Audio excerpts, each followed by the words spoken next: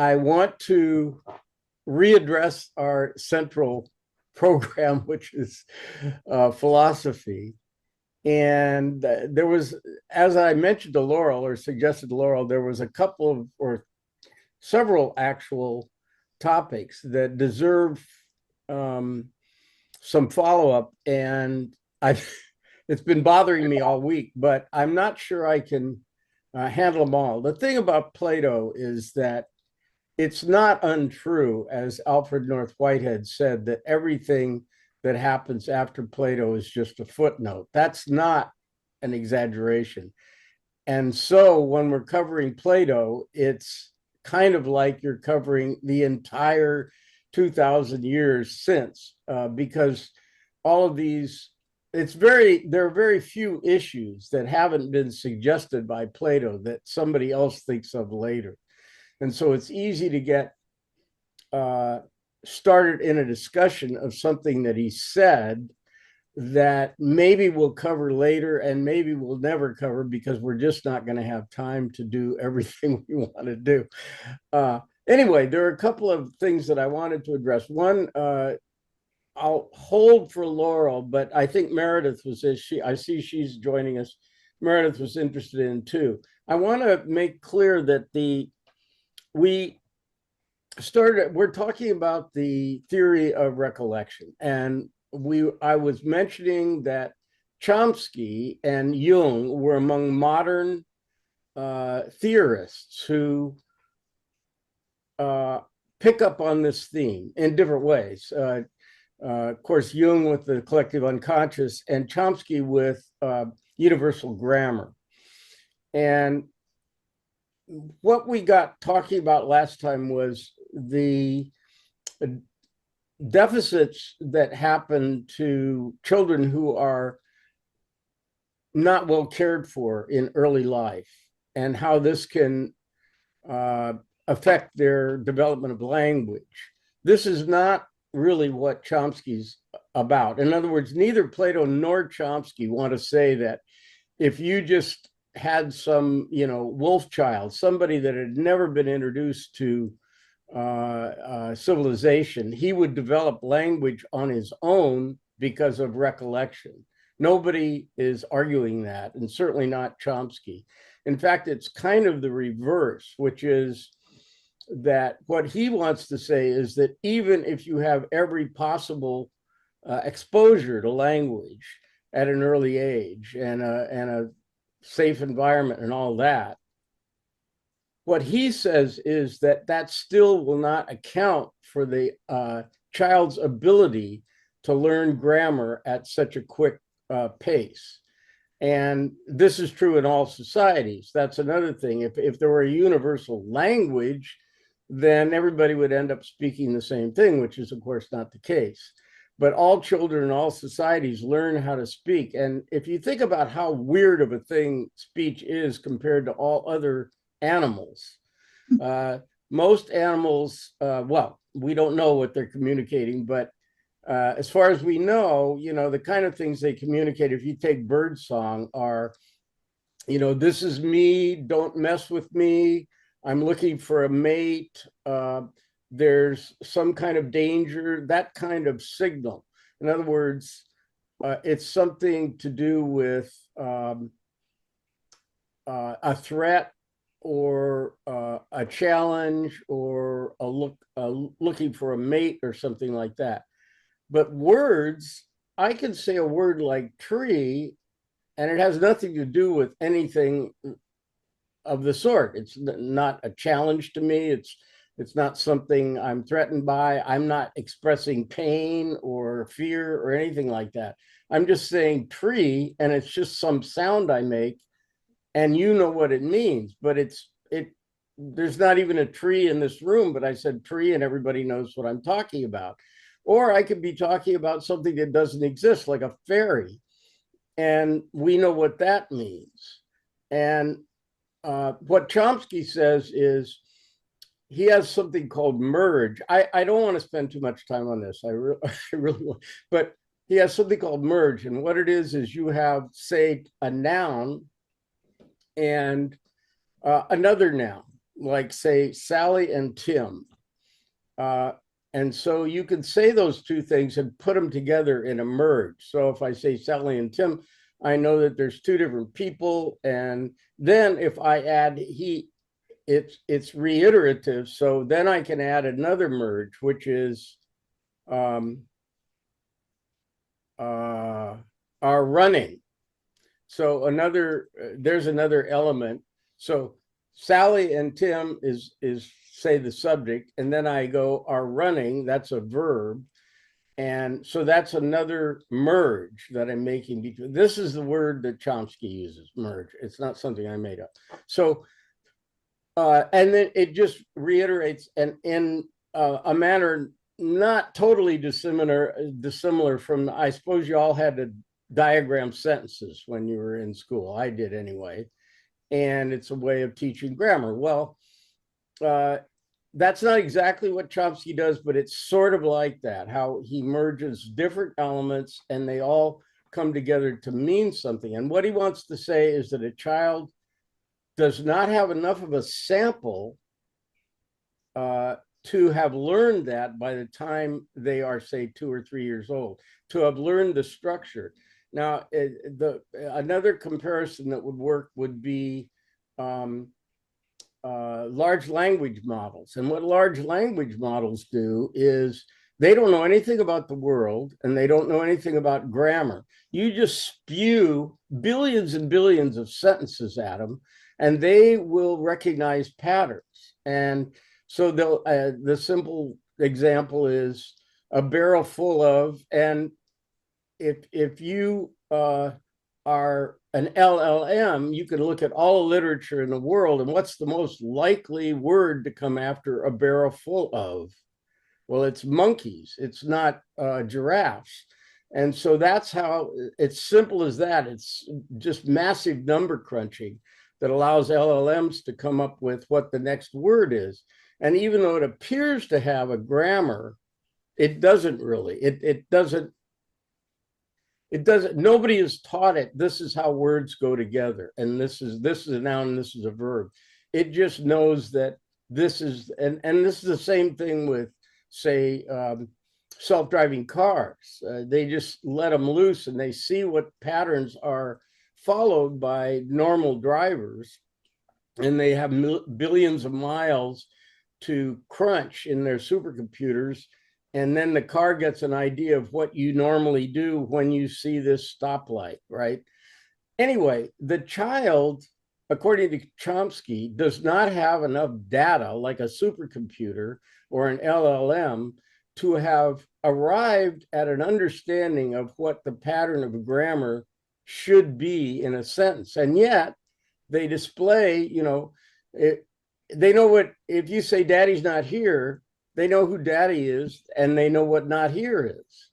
And so they figured out this merge on the basis of apparently following their appearance use of words. And yet, according to Chomsky, they just don't have enough data to have actually arrived at how that language is put together.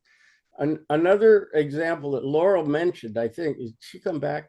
Yeah, Laurel, you mentioned about deficits that can occur because of a brain injury. And I also mentioned songbirds have a window before which and after which they can't learn the song of their species.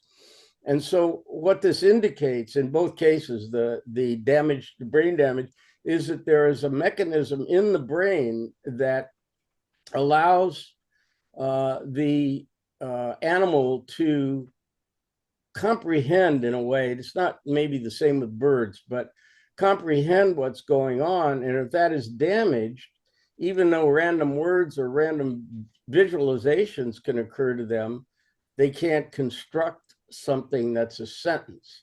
And so there probably is something physiological in the human brain that developed for God knows what reason that allows us to assemble, as Chomsky says, these various merges and eventually come up with this very elaborate system called language. And how this relates to Plato is Plato also observes that there must be some kind of structure, unifying structure that the brain intuits in order to understand things. And I wanted to relate this, if I may, to Anne. Peter's not back yet, but Anne, you mentioned something about justice not being Peter served. is here. Oh, Peter is. okay, good. Oh, Justice not being served in Mississippi, if I remember right. Right. Now, the question is, how do you learn what justice is? This would be the Platonic question. Doug, do you have something to ask? You're muted. Doug, you're muted. Turn on your mic. We can't hear you. you're muted. What You're was muted. Oh, there you go. what was the Greek Plato's concept of the brain? Oh, yeah. They didn't, I don't think Plato even knew that the thing in your head was your brain. Aristotle, I think, thought it was in the heart. The organ was in the heart that comprehended the universe. So they didn't have, certainly Plato and Aristotle didn't have a good concept of anatomy, and certainly nothing about neurology or anything like that. Just There- just a little interjection on that. Um, the Egyptians had a description that was fairly accurate of Alzheimer's disease. And their explanation was that the heart was worn out and could no longer, that the heart was the seat of memory. And I'm sure I can't, Ptahhotep or something, whatever, I won't try to, has a description of his own onset of memory problems that they attribute, in fact, to the heart. So neither the Egyptians nor the Greeks had a sense of this. However, just for what it's worth, there's an entire journal devoted to brain, at least one journal devoted to brain and language that is trying to, at using very, very high level imaging techniques and other techniques to connect what the neural structure, underlying structure is that underlies language and makes it possible, and then how deficiencies in it, either in developmental deficiencies or in aphasia or adult onset problems, are connected with specific damage to the cells or to the connections, the wiring. Anyway, I'm sorry about the digression, but. So Doug, yeah. It just occurs to me that, I mean, people weren't stupid, obviously, historically, and they paid an awful lot of attention to the cosmos and knew an awful lot about astronomy. Don't you think over a couple of thousand years that they would have figured out, through brain injuries and different things like that, that there's something going on up in your head? I mean, Evidently not. As Laurel said, I think even Aristotle, who was somebody who actually concentrated on things like anatomy, as opposed to Plato. Plato's more of a, I describe the difference in Plato and Aristotle as Plato thinks you learn from the top down, and Aristotle thinks you learn from the bottom up. In other words, and the picture that I mentioned, I think before, of Raphael, of the School of Athens, which is Plato and Aristotle walking side by side, that hangs in the Vatican. If you look at the posture of both of them, Plato is gesturing up and Aristotle's gesturing down. And that's supposed to symbolize the fact that Aristotle is learning from the world, from his perceptions, and Plato is learning from the forms, which are not physical and not available to perception. Now, geez, what was I saying? Sorry. No. What were you going to ask Peter? Well, let me see if I can remember what I was just going to say about. Yeah. Oh yeah, Plato. Just the forms that are. Oh, it was Anne. Your statement about justice not being served. The question is, where do you get your sense of justice? And Plato would say, you never observe justice, so how could you learn what justice is? in order to be able to criticize the justice that you see, unless you already had a picture of what justice was, because I think we'd all agree that we've never seen perfect justice, and you never will see perfect justice. And from that, Plato wants to say that you must have gotten it from someplace else. And I think this will possibly segue into Peter's question, one of Peter's questions, which was, let me see if I can recall this.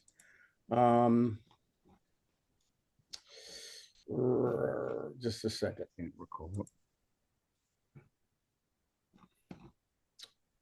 Let's see. Well, one of his concerns was about the Republic, and I'm going to talk about that in a minute.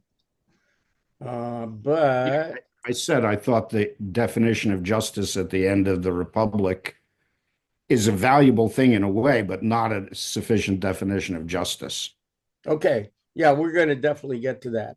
The other thing is that I did make a note of it here. Let's see. The argument, Peter, the specific thing you brought up was that you were talking about the arguments for the immortality of the soul in the Phaedo, and you weren't impressed. And you said, but if you accept his premise, then the argument is not refutable. But the thing is, you don't have to accept his premise. No, you don't. So it's like the ontological argument for the existence of God. It is. Once you step onto that platform, it takes you where it takes you. That's right. So the argument in the Meno, which we discussed in your absence, the argument from the Meno is that the slave boy exhibits this ability to figure out a geometric problem, having never had any geometry. So where did he learn it? And that's the question Plato addresses. And Socrates answers it by saying, well, poets in the past, this is a typical Platonic move, poets in the past have said, now Plato's himself not, of course, divorced from the world of mythology that he's grown up with. Every schoolboy would have learned Homer, including Plato. So he's surrounded by all this mythology, but he doesn't, the difference is that he and the pre-Socratics don't rely on mythology to explain things. But Plato from time to time is fond of bringing it up, saying, well, people in the ancient times thought that this. So anyway, the argument in the Meno, which we discussed last time in your absence, is that we don't know how the slave boy comes up with his geometry. We don't know that. And I'm going to guess that it's some kind of recollection from a former life. At the end of the Republic, Plato tells you what the process of rebirth is. It's the myth of that you see in the last book of the Republic. And it's pretty sketchy, but that's a myth Plato tells in his characteristic way of saying, well, it could be this. This is called an argumentum ad ignorantiam, and it's something we're going to run into again in Aquinas. But the difference between Aquinas and Plato is an argument from ignorance is what it is. And there are two main forms of this. One is, you can't prove me wrong, so I'm right. That's an argument from ignorance. The other one is, we don't know what caused this, so it must have been, and then fill in the blank. It must have been aliens. It must have been a previously unknown advanced ancient civilization. It must have been God. And those are the three most common conclusions that you come to using the argumentum ad ignorantium. This is the Latin name for the fallacy that in logic we say that. So you're not advancing any evidence, positive evidence that shows what you said is true. What you're doing is saying, well, I can't explain it, so it must be this. And so Plato is essentially using that argument. He doesn't make a point of it, but other people do. He doesn't say, Plato's too clever for that. He just says, well, I don't know, but it could be what this old guy said. That's how Plato handles these things. And that's because he's subtle. He's not an idiot, and he knows he doesn't have evidence for the answer. But on the other hand, it's a puzzle that he can't answer. And so, and getting back to your justice thing, how do you know what justice is if you never see it around you? That would be the Platonic question. How do you know what it is? And Plato wants to say, well, we have some kind of recollection of what perfect justice is. And there's not a good answer to that. Can you think of one? If you'd been trained on justice, like every lawyer here has been, would you say that, and you learned all that, were there times when you studied cases where you knew the outcome wasn't just, and you'd say, yeah, I'm sure that's the case. So how do you know that? And this is a very, very complicated problem and will be with us for the whole term, but it is a question that it has no easy resolution, is what I want to say. Two things. One, I'm not averse to the argument that the idea of justice is somehow inherent in us. But if you want to make a kind of empirical argument, you could say, well, within the family, people may be treated justly and they have some idea of what justice is, and they know that the police are not following that idea, for example. You know, Sure. that is at least an empirical route by which you could learn something about justice, even in a state where the government was unjust or the law was unjust. Well, except that you could grow up in a family that was racist. And so, and then you But could, if you grew up in a family where there was no sense of justice at all, would you, Yeah. be able to access that inherent idea, even if it's there? And I think all of us have disagreed with our parents, probably at an early age, about what was right and wrong. I know I did. Yeah. That and you, to this day, I'm quite sure that none of you absolutely follow every one of your parents' rules and have done so throughout life. I'd be surprised if that were the case. So anyway, the doctrine of recollection is a very central Platonic doctrine, and a very mysterious one, and yet very difficult to dismiss as saying, well, that's not a problem. We know, but Aristotle did. When we get to Aristotle would say, no, we learn everything from He would say we learn justice from observing the good people in our society, which I would say, Aristotle, that begs the question who the good people in the society are. I mean, how can you say you've learned it? But anyway, I'm certainly more in the Platonic school than Aristotle, but there are people who think Aristotle is a better philosopher because they can't bring themselves to believe that we have any kind of mysterious innate knowledge. And that would be the empiricists, Locke, Berkeley, and Hume. They say, no, there's no such thing. We learn everything from experience. I think even in Laurel's field, that is not, in other words, she's an empirical scientist.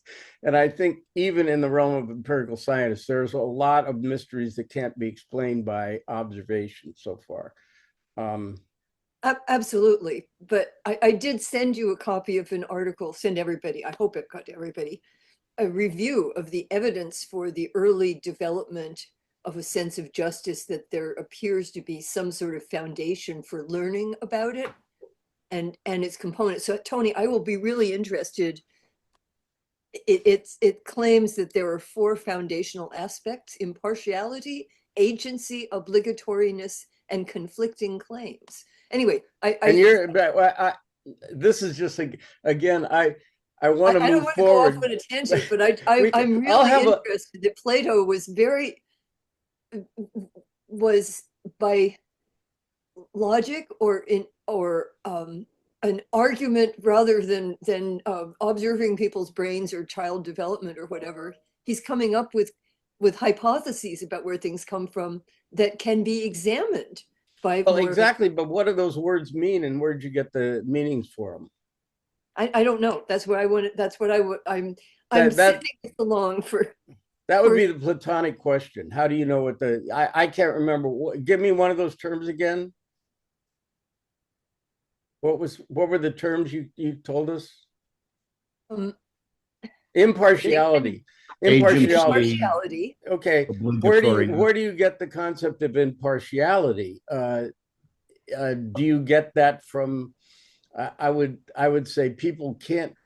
That's a hard concept to teach somebody. You just kind of have. Anyway, I don't want to get too far sidetracked. Infants process what they observe. They observe things, but they also process it with whatever presumably hardware they're equipped with, if you will. Brain. Well, hardware. okay, that would be the Platonic idea, and I'm sure Exactly. that science will, in the future, have more information to go from, but right now we certainly don't. And Plato was right to point out that it's a mystery to us. Okay, I want to start talking about the Republic and some of the central teachings of Plato that we can take forward. And I want to re-emphasize that I can't emphasize enough that Plato never says any of these things. These are always in somebody else's mouth. And the most important doctrines are not only in somebody else's mouth, they're also by that person, namely Socrates, attributed to somebody else. And this reaches a complete ridiculous level in the symposium, which we're going to read. Anyway, ridiculous is the wrong word. Genius is another word for it. But anyway, the Republic, what I wanted to mention to Peter, and then this will conclude the things I wanted to bring to his attention because of things that he mentioned before. Let's see if I can get these up here. In the Republic, now, okay, the Republic starts out, well, we're not reading that, but you can read it if you want. The Republic starts out with a discussion of what is justice, and they're a couple of Plato's brothers are there, and an old guy named Cephalus, and they talk about and a sophist named Thrasymachus, who believes justice is the interest of the stronger, and his arguments will be repeated in another dialogue called the Gorgias by a character named Callicles. Both Thrasymachus and Callicles together are previewing the teachings of Nietzsche a couple of millennia later, but they're in Plato. Anyway, so the first book, many scholars think that the first book is just a typical Socratic dialogue ending in, we don't know what justice is, right? That kind of thing. But then this is where we think Plato has his fingers in the pie, and he's going to add his theories to it. And I want to read you what Socrates says in the, I think it's the second book. It's the second book, and he's talking about justice and how we're going to define it. Let me read this to you. Glaucon's a brother of Plato, and the rest entreated me by all means not to let the question drop, but to proceed in the investigation. They wanted to arrive at the truth first about the nature of justice and injustice, and secondly, about their relative advantages. I told them what I really thought, that the inquiry would be of a serious nature and would require a very, very good eye. Seeing then, I said, that we are no great wits, I think we had better adopt a method which may illustrate this. But suppose that a short-sighted person had been asked by somebody to read small letters from a distance. Let me cut to the chase here. He says we ought to magnify the problem. And very true, said Adimantus, who's another brother of Plato. But how does the illustration apply to our inquiry? I'll tell you, justice, which is the subject of our inquiry, is, as you know, sometimes spoken of as the virtue of an individual and sometimes as the virtue of a state. Is not a state larger than an individual? It is. Then in the larger quantity of justice is likely to be a larger and more easily discernible. in the justice is likely to be more easily discernible. I propose, therefore, that we inquire into the nature of justice and injustice, first as they appear in the state, and secondly in the individual, proceeding from the greater to the lesser. Now, he says this in book 2, but then at the end of book 9, he says, I understand. He'll be a ruler in a city of which we are the founders and which exists in idea only, for I do not believe that there is such a one anywhere on earth. In heaven, I replied, there is laid up a pattern of it, methinks, which he who desires may behold, and beholding may set his own house in order. But whether such one exists or ever will exist is no matter, for he will live in the matter of that city, having nothing to do with any other. Okay. This frames the entire body of the Republic. I'm very tempted to say the mainstream media never tells you this, but the entire Republic, all of the stuff where he describes the entire government, is a thought experiment framed by those two statements. Socrates says, well, in order to understand justice in the individual, let's blow it up to the whole society, which is a macrocosm to our microcosm, and we will by blowing it up have a better view of what justice is. And then at the end, he says, nothing like this has ever existed or may ever exist, but this is how you'll rule yourself. Now, I don't want to make too much of this because I'm sure that Plato did mean many of the things he said about how the just state is organized. However, I don't think it's wise to ignore this setup. Plato's not a sloppy writer. He didn't put this in there for no reason. So he says, Socrates says, I'm going to make a thought experiment here, and we're going to examine the whole state. And then you should run your own mind and your own soul after this pattern, after we've discovered it in a magnified form in the state. All right. Now, by itself, the Republic is a massive piece of work, and you may have all read it. We could easily spend 2 months just talking about all the stuff in the Republic, but we're not going to do that because we have lives to live. And the Republic is only part of what Plato wrote. So, I mean, if you want to discuss all of Plato, then you can spend a couple of months in the Republic and then get busy on all the rest of it. So it's not everything there is to know the Republic. So I want to just point out a few things. The most famous thing in the Republic is the myth of the cave. I'm not very fond of this myth just because it's so generic. It's not really Platonic. I mean, MAGA people could use the myth of the cave, say, well, if you come into the light, like in fact, Steve Bannon said something like this about Elon Musk. He said something very parallel to this. He said, well, if you once you get what we're on, then you'll have to do some study. And, it was just ridiculous. And it was this idea of an enlightenment that's out there for you to reach. But most of us poor slobs are staring at a wall that's showing shadows of shapes that are caused by a fire behind us. That's what most of the hoi polloi or most of hoi polloi, the and hoi mean the same thing. Most of hoi polloi are doing is just living in darkness with illusions and shadows of reality. I don't like that. I mean, you could just use it for anything. You could use it for Buddhism. You could use it for Islam. That's the reason I don't like it. It's fine as a kind of allegory of enlightenment, but it's too generic. Whereas Plato isn't that generic.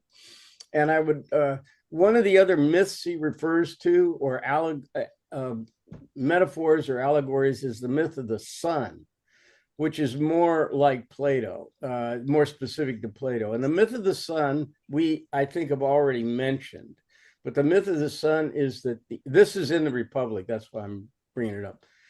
The myth of the sun is that the eye is to the sun as the mind is to the forms. And so Plato sees that the mind of the human being is able to comprehend the substance of the universe, the structure of the universe in every way, the aesthetic structure, the physical structure, the moral structure, through the mind, the same way the eye is able to perceive the perceived world, because it's designed to do that, as it were. Plato doesn't use the word design, but it's structured to do that. The eye can see the world and the mind can see the structure of the universe.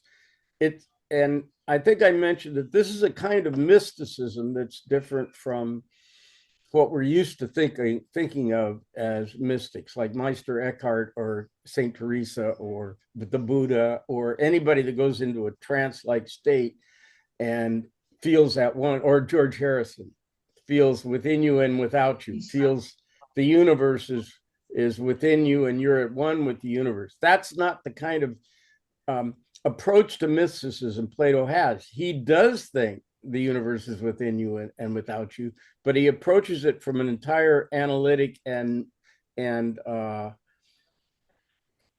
empirical way. And the demonstration is the slave boy in the Meno.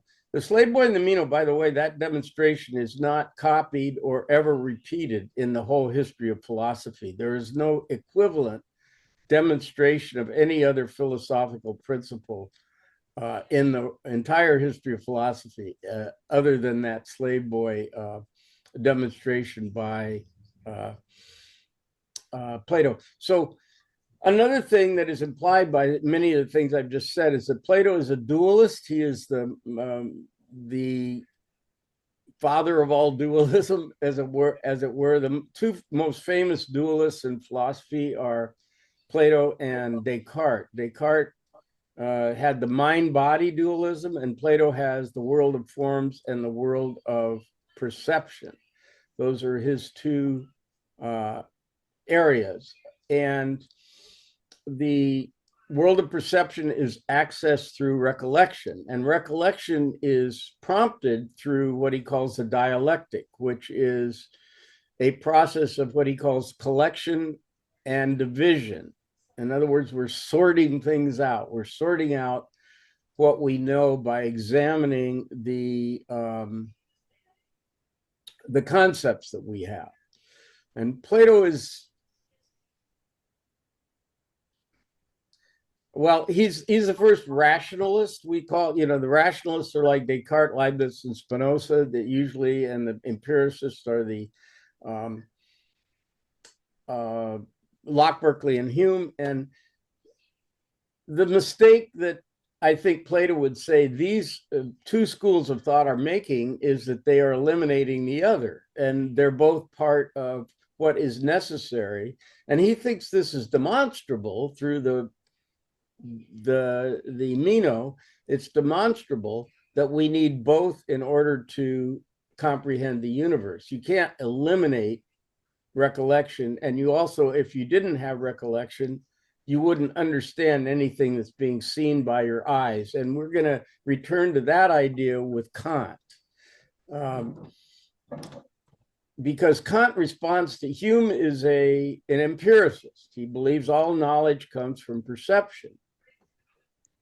But Kant says, wait a minute, we wouldn't understand these perceptions unless there was a structure. And I'm going to use the metaphor I'm going to use for that is an operating system. So you can show all the images you want to a digital camera, but unless you feed that into a computer that analyzes what it's seeing, it will just be a bunch of pixels, and there won't be any ability to identify anything you're seeing. Going back to the idea of a child learning what language means, a child also has the ability at a very early age to distinguish things that are very difficult to teach a computer or artificial intelligence. For example, if you take, and this is a well-known problem in artificial intelligence, trying to get like the self-driving Waymo and Tesla trying to get their cars to identify what they're looking at. Some things are very important. Like, for example, a person. You want to know that if there's a person in front of you, you shouldn't hit it. You want it to know that. So it has to identify a person. Well, what does a person look like? And a child has no problem at all with this, but it's not that easy to tell a computer, or for a computer to learn what a person is as opposed to a car, to make that distinction. Even if the person is standing still, you could say, well, if it's moving, watch out for it. But a person could be standing stock still. And so what are you going to tell? And it's this shape. Well, it could be a picture of a person. Anyway, these things are easy for a child, very easy for a child to distinguish, and very difficult for a computer. I used to use the example of a tree in winter as opposed to a coat rack. If you have a coat rack that's a pole with some things sticking out from it, getting a computer to distinguish between that and a tree in winter with all the leaves gone, that's not that easy to describe, but a kid won't have any problem with it. It knows that's not a tree. It knows it's a coat rack. Anyway, these are the kind of things that Plato, well, not those things specifically, the kinds of things that Plato notices that we correctly understand without any trouble, that we don't have the background to understand, or the enough sampling to understand. All right, but we understand them because of the working together of the world of forms that we perceive through recollection and the world of perception. So he doesn't deny the validity of either of those things, which is what the rationalists and the empiricists try to do. They say, well, it's all this or all that. Plato doesn't do that. Okay, another theme in the Republic, very famous one, is the three parts of the soul. Plato lists the three parts of the soul as the rational, the passionate, and the appetitive. And he compares the three parts of society, which would be the guardians are the rational people, or this is in an ideal society. The guardians are the rational part of the society. And by the way, he thinks women are just as capable of being guardians as men, which is a very radical departure from normal practice in Greek society. There are no Greek city-states that are run by women. It doesn't happen. There are a few prominent women characters in the ancient world, but none of them are leaders of the Greek city-states. Or as far as I know, well, there were women pharaohs. There were female pharaohs. I don't know if there was ever a female female ruler of, say, Phoenicia or Babylon. I don't know. I'm not well versed in those societies. Anyway, the three parts of the soul are the government part, or the civilization part, or the city part. Would be at the top are the guardians, who are rational. The guardians live a kind of monk-like life and can't profit from their decisions. And they are raised to be, well, first of all, selected from an early age for their talent in mathematics. And they are trained in logic and mathematics and reason, basically. And they would be the ideal leaders of the Republic. And this corresponds in your mind to the ideal leaders of your life, or the leader of your life is the rational part of the soul. The passionate part of the soul is what prompts you to do things. And in Plato's Republic, those are represented by soldiers. They don't behave according to rationality. They behave according to honor. And the honor is based on the obedience to the guardians, who are the rational part of the soul, but they have the passion to withstand any temptation that might occur because of the appetitive part of the soul, and they will do the honorable thing. And they also care about reputation and public accomplishment.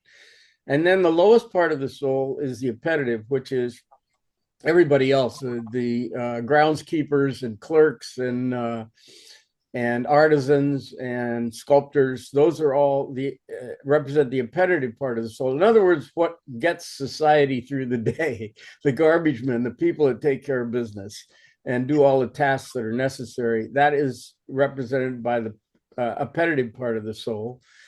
And in the human being, the appetitive part of the soul is obvious. It's, sleep, eat, reproduce, could take care of your physical body. Now, when we get to the Christians, an interesting thing that I think is very attractive about Platonism, as opposed to Christianity, is these are all necessary. When you get to Augustine, you're going to find a guy who wants to eliminate all temptation to follow your appetites. It's like Southern Baptist, don't do anything that is fun or pleasing, because that just leads you away from God. This is actually what Augustine believed, by the way. He thought any kind of thing that was like spicy food, or certainly dance and music and anything that was pleasurable, would lead you away from God. It was sin and temptation. So that the Christians are more bipolar, or they are dualists in a moral sense that Plato isn't. Plato doesn't distinguish the three parts of the soul in terms of their moral value. It's rather intellectual value. The appetites don't know what's good for them. So the appetites would lead you to be a heroin addict, or to eat too much, or to be a sex addict, or just be lazy because that's what your appetite tells you to do. That's what the appetites would do. But Plato says they are necessary. Without the appetites, you wouldn't survive. Whereas Augustine wants to denigrate them. Yeah, Meredith. Well, Tony, so appetitive and appetite have the same root, right? So you're talking about people who are appetitive are the ones who do what's necessary to run life, to make the world conform to what we need it to be in order for life to go on. I mean, garbage collectors, whatever. So why is that? Why would those two words be from the same root? Can you explain? Yeah, I think so. The appetites are what fulfills your physical needs. You can put it that way. If you didn't have any appetite to eat, you'd die. If the people who take care of the food supply didn't do what they need to do, the society would die. So the people who are fulfilling the appetitive role in society are completely necessary for your survival. They're not irrelevant. They're not immoral. They're completely necessary. Just the same way that in your soul, remember, Socrates is saying that the soul and the society have the same structure, this three-part structure. And so if you lost your desire to eat, you wouldn't survive. And neither would society if the people that provide those things didn't do what they needed to do. Where'd she go? Oh, there you are. The page moves around. You move around. Does that make sense, Meredith? Or yeah, that makes sense. To a degree. Well, look, we can't empirically justify what Plato's doing. He's saying that the soul is divided into three, and so is the society. Well, that's kind of random. I could say four. How about 9 parts? He doesn't have any justification for making this specific organization of the soul or the society, but it is the one he's laid out as being ideal. Laurel, you had your hand up. Yeah. Where does Socrates fit into this? Does he put Socrates in one of these categories, or is Socrates outside? Is Socrates a guardian? Socrates as a outside the system. No, he's not a guardian. Well, first of all, Plato doesn't in the Republic say any living person is one of these people. He doesn't. Right, He right, he, but he specifically says this conceptually. doesn't exist. What I'm saying, Conceptual. huh? He creates, he describes a world in which it's very structured and imagines that, but he observes a world in which there are gadflies or teachers or people, as it were, who are they sort of part of the rational part of the system, challenging people to think? Well, Challenging- again, I just have to say that this is his ideal picture of society. He's not describing society as it exists. He's describing it as it should be. And I'll get to that in a minute. I think Peter's going, what are you talking about here? But No, no. I wanted to say something. So I wanted to ask, where do the artists fit in? Because they're not necessary for the daily life of the society. Appetitive. I mean, well, repetitive, but how can you justify that? Because we're not necessary. Well, Plato's view of artists is very controversial. It's one of the I things know. that people don't like about the Republic, because he wants to outlaw the artists, and the reason is the outlaw. Sounds like the United States right now. The reason is artists are appealing to the appetites, the emotions, according to Plato. And he differs. Aristotle has a much better, in my opinion, view of what art is than Plato does. But Plato is concerned that artists, and bear in mind again that Plato viewed the democracy being moved by passion to execute Socrates and to invade Syracuse. Two terrible mistakes that were prompted by the crowd getting whipped up into a frenzy and doing something irrational. So he considers that art, the art of like speech making or acting or whatever art is. It appeals to the emotions, not to the rational part of the soul. And I haven't really gotten to what the balance of all this is supposed to be yet. So I'm just trying to describe the various parts. So the appetitive part is we share with animals, for example. All living things have, even plants, I guess. I'm not sure he ever says that, but he would certainly agree that all animals have the appetitive part of the soul. The other two parts of the soul are probably not shared by animals. In other words, animals probably don't act. The passions are different from the appetites in the sense that, imagine a soldier on duty. He's doing the right thing, even if he's very uncomfortable and real hungry. He's going to do the right thing. That's because he's a member of the passionate part of society that is motivated by honor to do the right thing, not to fulfill his desires, right? And so the passionate part of the soul is also necessary for society. All these three parts are necessary. They're not, Plato isn't bad-mouthing or denigrating any of the three parts. They're all necessary. And then the guardians, like I say, they've been raised from young people to be rational and to make rational decisions. And then harmony, and once again, this is the macrocosm and the microcosm. Harmony occurs in society when all of these parts of the soul are fulfilling their proper role. And so when it's necessary to do something honorable, so we all have these three parts of us.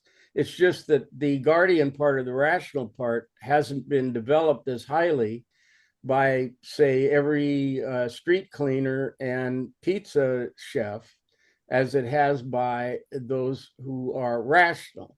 And I don't think Plato means technical people. This is kind of gets into the elitist accusation. These people are not trained highly in, say, science or something like that, but they'd be highly educated and rational and wise. That's the idea. So they'd be making judgments, and you should be making judgments as a person that are based on rationality. And I don't think that's is far from common sense. It's just, don't get addicted to heroin. What's telling you that? Well, it's not your appetitive part. and it may not even be your passionate part. It might be your rational part telling you not to do that. Barry, yeah. Yeah, so would it be correct? It seems like the implication of this is that since the guardians have to also have an appetite part, or they wouldn't survive and so on, is it sort of the implication that as you move up the line, the hierarchy of these three ideas, that the higher you go, they have subjugated the lower appetite to a higher value of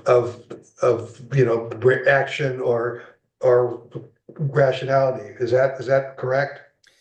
I don't think, but I could be corrected if somebody has gone over the Republic in great detail. I don't recall Plato using the word higher or lower. It's more like the idea is that each part is doing its job. And of course, as you say, the rational part should be ruling the other two parts. In other words, you can't be honorable and be doing the right thing as a soldier if you're a Nazi prison guard. And if you had a rational guardian telling you what to do, that wouldn't be your job. You would never be doing something, never be assigned to do something that was your duty, that was not wise and good. That wouldn't happen. I'm just suggesting that there's an implied hierarchy here, because the people in the top realm must possess the attributes of the other two realms, but have subjugated them to a higher ideal. So there is an implied hierarchy to these things in terms of. Yeah, I think that's right. It's just that I think Plato's careful not to denigrate any of them, which is different from Christians, and it's also different from, may I say, capitalists. Capitalists seem to think the people on the top are the smartest. I mean, the richest people are the smartest, or oligarchs think that. Plato doesn't think that, and the guardians are not rich. So I think there's a stratification, but it's what he emphasizes more is harmony. The word he uses is harmony, and that should be a harmony in the soul as well as in the society, and that occurs when everybody is doing the thing they should be doing and not somebody else's job. Like the appetites aren't acting as the guardians. The guardians aren't sweeping the streets. Every part of society is doing what it should be doing, and that is harmony. And I'm just going to end. We're already at an hour here. I'm going to end by saying that the result of this in the society and in the individual should be something the Greeks call eudaimonia. And that just means essentially you is happy or well, or like a eulogy is good talk, happy talk about somebody who's just passed away. That's the same root, logos and you. You means well. So daimonia is demon. So a happy soul or a happy spirit should be the result of, or can only happen when there is a harmony in society. That's when you have a happy society. And in yourself, it can only happen when there's a harmony between the three parts of your soul. So that is his, and I think this is responding to what Peter mentioned about his definition of justice, but it's also a definition of happiness. This is his definition of justice. So it's the harmony between the three parts of the soul, or the harmony between the three parts of society, and that is the only thing that will lead to happiness. If you get an imbalance of any of those three, or a neglect, then you won't have harmony. You'll have. Does Plato, does he say that it's possible to move from one part of society to another? Could someone from the appetite side, is it a caste that you're destined to stay in, or could somebody ascend to a higher caste? Definitely not a caste system, but it's an excellent question. But he doesn't. I can't think of him ever discussing that. Obviously, when you're born, you're not in any of these. You're going to be found to be suitable for being a guardian. As you grow up, you'll be identified as somebody who has talents and wisdom. Now, this would get us into the argument of the founding fathers. What group is responsible for judging who has the aptitude for being a guardian? That's where you run into trouble, as the founders were wise enough to see. But yeah, Barry, there's certainly not an idea of a caste system. This is reflected partly by, I think, in the assembly. I think I've mentioned that when they all get together and decide to go to war, they don't send other people out to go to war. They go home and get their swords and shields, and they go to war, And so there's not a class distinction between the people making the decisions and the people actually fighting. I think that Gandhi would have thought of himself as a guardian, but he also agrarian. Gandhi. Agrarian. Yeah. You said, I know Gandhi, but a guardian or agrarian? I was just trying to. A guardian, don't you? A guardian, think? Okay. But he also believed that everybody had to clean toilets, including him. Did Gandhi, I'm not as familiar with Gandhi as I should be, but did Gandhi believe in the Hindu caste system? I don't know. I mean, he visited or associated with the untouchables, but did he believe the caste system should be eliminated because it's part of traditional Hinduism? No, he did not believe it should be eliminated. And B.R. Ambedkar, who represented the untouchables and respected Gandhi, I think really disagreed very outspokenly with him on that point. He wanted the caste system destroyed. And, Gandhi was radical in some ways, but he was also a Brahmin. And I think he kind of took the caste system, not for granted, but he thought that that kind of tradition should be kept up. I could be wrong about this, but I'm pretty sure about the conflict between him and Ambedkar, who really did want to get rid of the caste system. So he must have believed it was immutable. I don't know. Immutable. I don't know enough about Gandhi either, but that wasn't where he was. It was the British Empire and what he saw as the corruptions of the modern world that he really set himself against. I don't know how much of a reformer he was about the Hindu tradition. We may wish he was, but I don't know that he was. Of course, in Hinduism, that's by birth too. There was nothing. Yeah. There was nothing like that in Plato's Republic, where you're born into the guardian caste, or you're born into the passionate caste. There's nothing like that in Plato that I can recall at all. So that's not some idea of breeding people for the three groups. It's been a while since I read the Republic. I don't react with horror to this, but I think it's an interesting. No, I think problem. I think the guardians can tell you who to marry, but I haven't thought about that for a long time. The guardians have a lot of power, and people don't like Plato because it's an authoritarian system. The state decides on your education. It decides on that takes your kids away when they're very young and puts them in a state institution, much like we do. And I'm quite certain it doesn't revolve around birth, though. Now, citizenship in Athens, I'm not sure Plato ever addresses this. I think citizenship in Athens may I'm not sure if you can become a citizen if you're foreign born in Athens. I kind of doubt it. I think also women cannot be citizens. They can't participate in the political life in real life, but Plato doesn't say that. Plato, in the ideal world, Plato doesn't represent the reality of Greek society. This is all idealism. So he thinks they can be guardians. in his world, they can be guardians. In the real world of Greece, no, they're not going to be guardians. All right. Well, gee, I think that's long enough. This has been really great. And we'll continue with Plato next time. I'm going to, gee, maybe I should send you, have I sent you the symposium yet?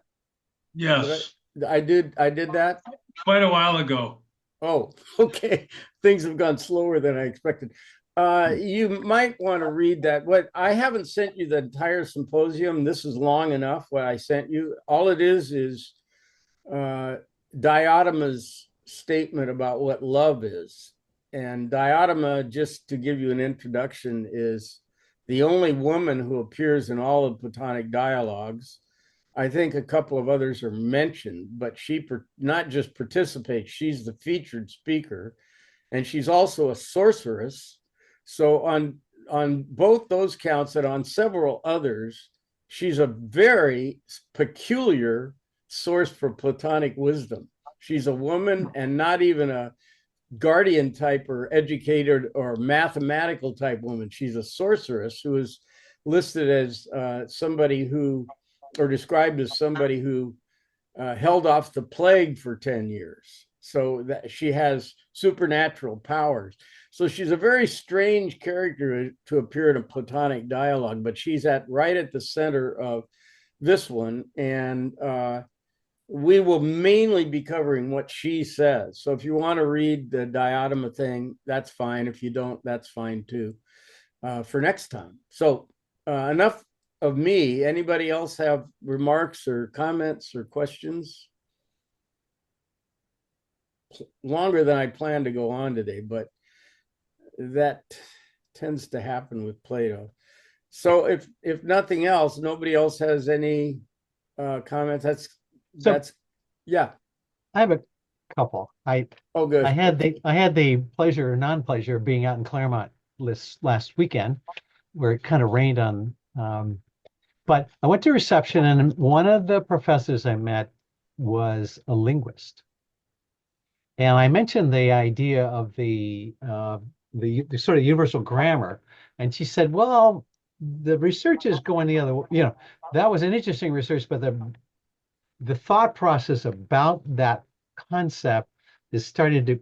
They felt like it doesn't accommodate. It was trying to put a lot of things in one bucket, right? That they did think that the research is going in the other."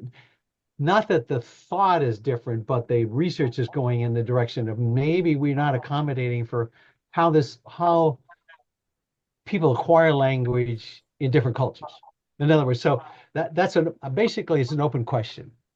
So I just thought I'd kind of bring that to bear a little bit because for example, her research is in the area of tip of the tongue. In other words, I remember her name, but I can't. It's on the tip of my tongue. Oh, I thought you were going to say her research is focused on the tip of the tongue. Well, no, yeah. Yeah. Okay, go ahead. Go ahead. No. But it's that same to a certain extent. Kids do learn. They may not have a huge grammar, but they're constantly being reflected again. So my 14-month-old grandson is here, and he just sort of, reflects back, and he because develop language in the total, you develop in little pieces. But you're right. So anyway, I just want to introduce that. And I had two other quick things. Sorry, I'm holding this up. No. I remember you said in the dialogue that sometimes it seems like you're going all the way around the rosemary bush, and we don't really get an answer. But the value of that is the fact that we've done the inquiry, and it's interesting. My field of law is actually intellectual property and the internet, and trade secrets. It's a big deal to know what you don't know. That's a very valuable thing. That to do that inquiry and say, we don't know the answer to that question, or that didn't work, or that sort of stuff. So just, so which kind of is a different way of looking at that, Yeah, we didn't come to a conclusion on that, but we did the inquiry that we don't have a complete answer, but we know more about what we know or don't know, which is, I think, the point of the dialogues, is it not? Yeah, that's the state of aporia that Socrates refers to. That you go through this whole, in the Euthyphro, for example, you go through this whole thing, and then you don't know anything, but actually you do know something more than you did when you started, which is, well, that didn't work. Yeah, yeah, yeah. And Yeah. that's that it is worth knowing, I think. By the way, in the Euthyphro and the Meno and a lot of Platonic dialogues, the opinions expressed by Euthyphro and Meno are conventionally accepted ideas today. I mean, I had to transfer Euthyphro from ancient Greece to Christianity, but it's the same structure. The belief system has the same structure and raises the same issues. So these guys are presented not as weirdos, but actually representing the common person, what they think. But yeah, that and back to Chomsky and the universal grammar. My impression is this is a hot topic in linguistics right now as we speak. It's not something that's been resolved either for or against Chomsky. I think what they're doing is, I don't think anybody dismisses him out of hand. I think what they're trying to do is resolve things that they find that don't quite fit that description, as you would do in any science. You know, that Newton, you did a pretty good job, but there was something out here that you didn't know. I think it's that kind of stage.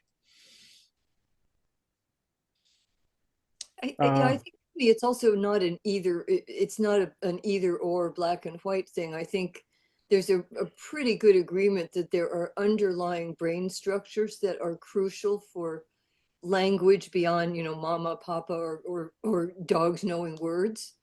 That humans have brains that are structured for language beyond what dogs say possess.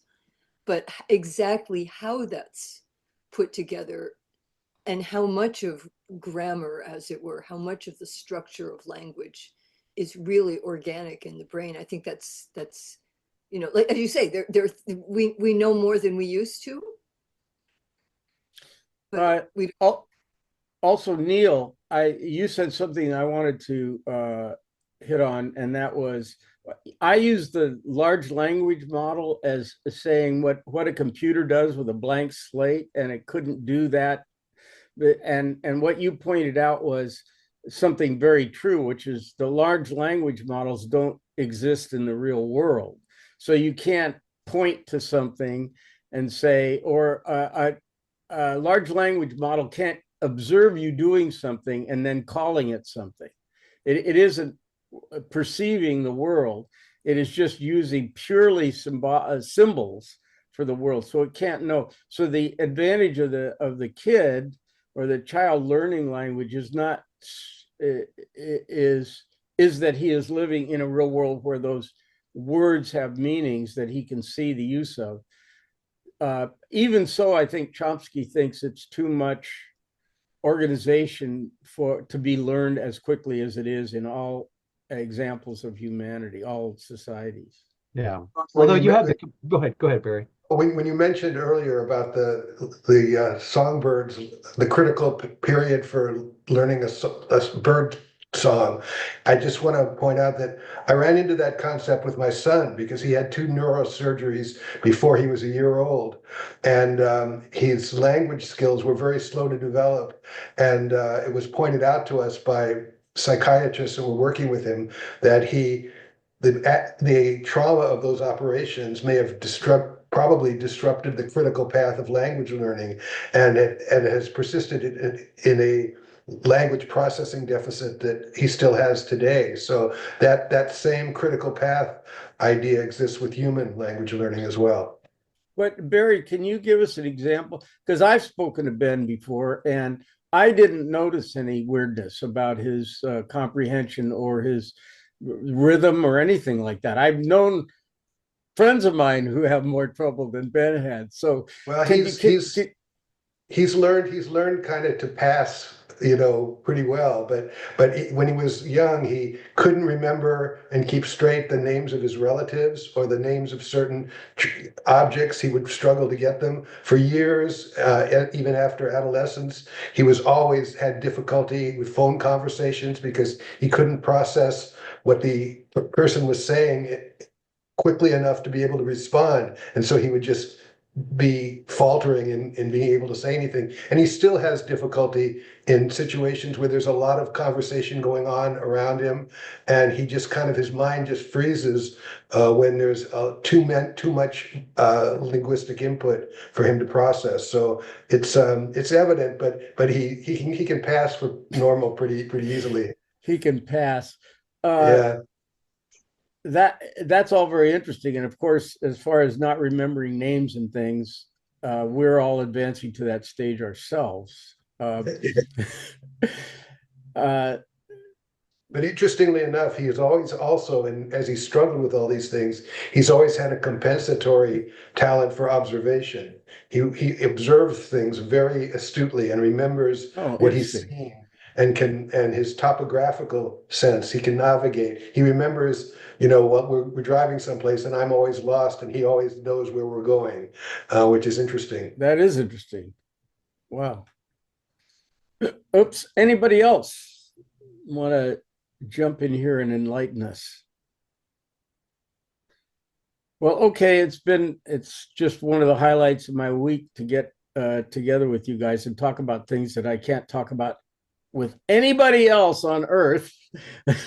So it's a big pleasure for me. And so we'll continue with Plato again next time. I'm sorry we're spending so much time on him, but it really is the groundwork for all the rest of philosophy. So if that's frustrating you, I have a plan, kind of. Plato is worth it.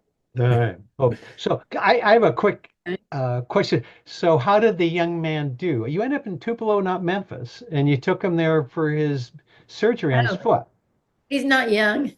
Yeah, he's in his early 60s. He's not young. That's The young. operation on his ankle went okay. Okay. I'm not sure how he is right now. Oh, okay. Well, that's young Yeah. to us, Yeah. Okay. Bye-bye. Take care. Have a good week. All right. Bye, everyone. Tony, Bye. thank you. Bye. Okay.